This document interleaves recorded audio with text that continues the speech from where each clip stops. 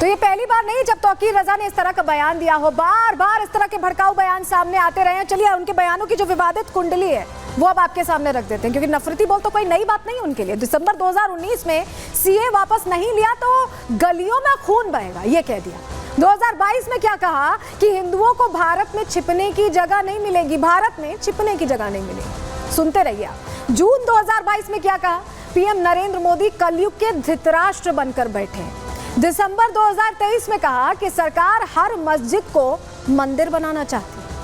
जुलाई 2024 में इन्होंने क्या किया, इनका ये कहना था कि हिंदू लड़कियों का मुस्लिम लड़कों के साथ ये निकाह करवाएंगे। इस तरह की बातें करते रहे तौकीर रजा। आप समझ सकते हैं, इन बयानों को सुनकर ही आप समझ सकते हैं कि किस तरह से भड़काने की उनकी आदत है और उसी से उनका एक तरह से सिस्टम चल रहा है। और दंगा भड़काना ये कोई नई बात नहीं, दंगा भड़का चुके हैं पहले, ऐसी घटना हो चुकी है। जानकारी जरा आपके सामने रख देते हैं, कब ये घटना हुई थी, हुआ क्या था। देखिए, मौलाना तौकीर रजा बरेली से धार्मिक नेता हैं, वहाँ के मौलाना हैं। साल 2010 में बरेली में हिंदू मुस्लिम दंगे हुए थे, जहां से आते हैं तौकीर रजा। दंगा भड़काने का आरोप तौकीर रजा पर ही लगा, उनकी भड़काऊ बोल के चलते। वारंट जारी होने के बाद क्या हुआ, तौकीर रजा सामने नहीं आए, फरार हो गए। और कई दिनों बाद पुलिस ने गिरफ्तार कर जेल भेजा था, क्योंकि आरोप उन पर लगे थे। साल 2024 में कोर्ट ने दोबारा पेश होने का आदेश दिया था। पेश नहीं होने पर पुलिस ने घर पर नोटिस भी चस्पा किया था और उसके बाद नॉन अवेलेबल वारंट जारी होने के बाद भी तौकीर रजा पेश नहीं हुए। जी हाँ, बड़ी बड़ी बातें करने वाले पेश नहीं हुए। अप्रैल 2024 में सुप्रीम कोर्ट से राहत मिली और राहत मिलने के बाद देखिए सुप्रीम कोर्ट ने नोटिस जारी कर सभी आदेशों पर रोक लगा दी थी। और उसके बाद से आप तौकीर रजा को लगता है कि उन्हें फिर से फ्री हैंड मिल गया है, कुछ भी बोल सकते हैं, कुछ भी कह सकते हैं, कुछ भी कर सकते हैं, कितनी भी आग लगा सकते हैं, और वही वो करते दिखाई भी दे रहे हैं। लेकिन आप सोच रहे होंगे कि आखिर तौकीर रजा को इससे फायदा क्या मिल रहा है। फायदा दरअसल क्या मिल रहा है आपको बताते हैं। पॉलिटिकल कनेक्शन की डिटेल देख लीजिए। फायदा दरअसल हितैषी बनने का, आगे मिलने का प्लान है। साल 2001 में इत्तेहाद मिल्लत परिषद की इन्होंने स्थापना की। नगर पालिका की 10 सीटों पर उस वक्त जीत हासिल की, चुनाव लड़के। और साल 2009 में रजा ने कांग्रेस का दामन थाम लिया। साल 2012 के विधानसभा चुनाव में समाजवादी पार्टी का समर्थन किया। इत्तेहाद मिल्लत परिषद ने भोजीपुरा से उस वक्त चुनाव जीता था। साल 2013 में समाजवादी पार्टी ने हथकरघा निगम का उपाध्यक्ष रजा को बनाया। मुजफ्फरनगर में दंगे हुए और उसके बाद पद उनसे वापस लेना पड़ा, क्योंकि दंगे हो गए, दोबारा दंगे हुए। साल 2014 में मायावती की बीएसपी को भी इन्होंने समर्थन दिया और 15 में all India Muslim personal law board का गठन कर लिया। तो अब प्लान इनके बड़े हैं, ये सोच रहे हैं कि आगे क्या पता ये जो राजनीतिक राह है इस तरह के बयानों से एक विशेष समुदाय को अपनी तरफ खींच के आसान हो जाए। लेकिन इतना आसान नहीं रहने वाला है रजा साहब, कार्रवाई कभी भी हो सकती है। चलिए आगे बढ़ते हैं। अब कार्रवाई की हम क्योंकि बात कर रहे हैं तो समाजवादी पार्टी से जुड़ी एक और खबर आ गई, एक और अपराध कनेक्शन, एक और चेहरा, एक और नेता जो बता रहा है कि कैसे देश विरोधी साजिश में लगे हुए। अपराधियों के साथ नहीं देंगे।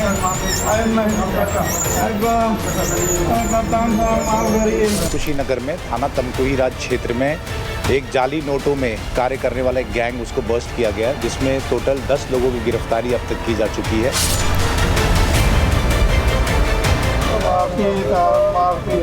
5,60,000 कीमत की जाली नोट बरामद हुए हैं। इसमें 10 तमंचे, 30 जिंदा कारतूस है, 4 सुतली बम भी इनके पास से बरामद किया गया है।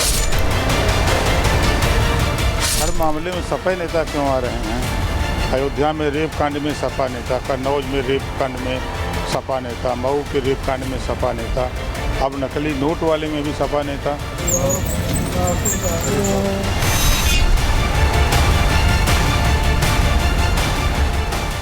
तो समाजवादी पार्टी का अपराध कनेक्शन ऐसा लग रहा है खत्म ही नहीं हो रहा। अभी तक हत्या, दुष्कर्म, इस तरह के मामले सामने आ रहे थे और अब मामला सामने आया है देश को आर्थिक तौर पर चोट पहुंचाने का। जी हाँ, ये जो नकली नोटों की आप खेप देख रहे हैं, ऐसी ही खेप समाजवादी पार्टी के 3 बड़े चेहरों के इन्वॉल्वमेंट के बाद सामने आई है। और अब प्रश्न यही खड़ा हो रहा है कि बार बार समाजवादी पार्टी कनेक्शन ही अपराध का आखिर क्यों सामने आता है। चलिए पहले आपको तस्वीर दिखा देते हैं। आपके लिए तस्वीर देखना बहुत जरूरी है, क्योंकि अब आप समझेंगे कि कार्रवाई कैसे हो रही है। है। उत्तर प्रदेश में योगी आदित्यनाथ की पुलिस एक्टिव है। ये तस्वीर देखिए, ये जो आपको दिख रहे हैं ना, ये 4 आरोपी ये व्हील चेयर पर हैं और इनके ऊपर जिस तरह से इन्होंने हमला करने की कोशिश की, काउंटर एक्शन हुआ है। और देखिए कैसे माफी मांग रहे हैं। सुनिए जरा, एक बार सुनवा देते हैं आपको।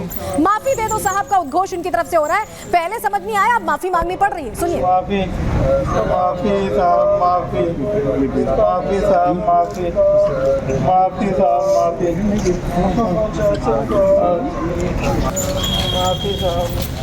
माफी। तो तस्वीर आपने देख ली, माफी मांग रहे हैं। किस बात की माफी मांग रहे हैं, हुआ क्या है ये देखिए, आपको दिखाते हैं। ऐसे ही जाली नोट छप रहे थे। जी हाँ, कुशीनगर में जाली नोट के रैकेट का भंडाफोड़ हुआ है। बड़े स्तर पर ये रैकेट चलाया जा रहा था। पुलिस ने गिरोह के 10 सदस्यों को अरेस्ट कर लिया है। जी हाँ, उसमें समाजवादी पार्टी के नेता भी हैं। सपा नेता गिरोह का सरगना निकला है।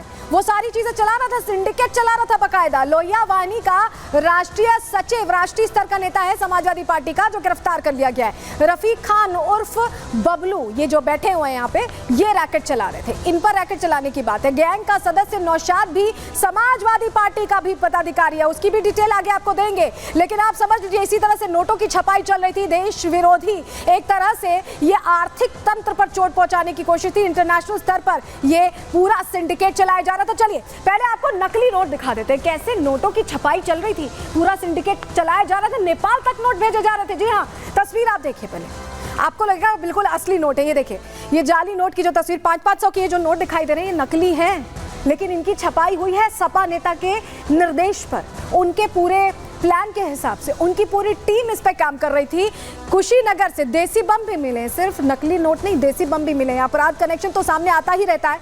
और इसके अलावा क्या मिला है, बैग मिला और उसमें खचाखच नोट भरे हुए थे। आप समझिए कि कितनी बड़ी तैयारी थी। जिस तरह के सिंडिकेट का भंडाफोड़ हुआ है, उससे समझ में आ रहा है कि समाजवादी पार्टी नेता, ये जो पूरे आरोपी हैं, ये पूरी तरह से इस दलदल में फंसे हुए थे। पूरा एक्शन प्लान चला रहे थे और इनकी क्राइम कुंडली अब खोल के रख दी गई। ये रिपोर्ट आपके सामने रखते हैं।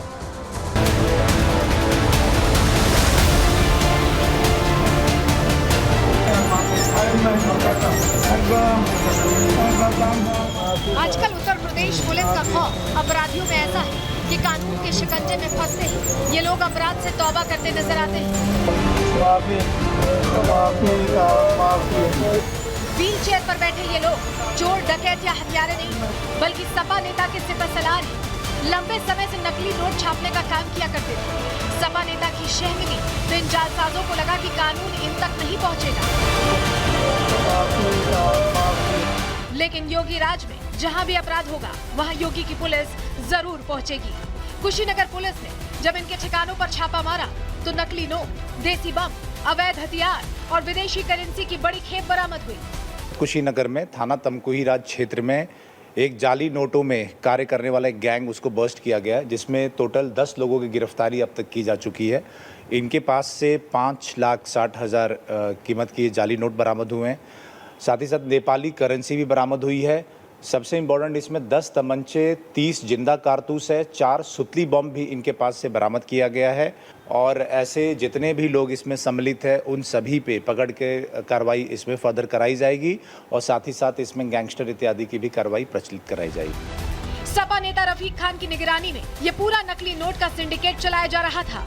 रफीक समाजवादी लोहिया वाहिनी का राष्ट्रीय सचिव है। रफीक ने भले खादी पहन रखी हो, लेकिन वो गर्दन तक अपराध में डूबा हुआ है।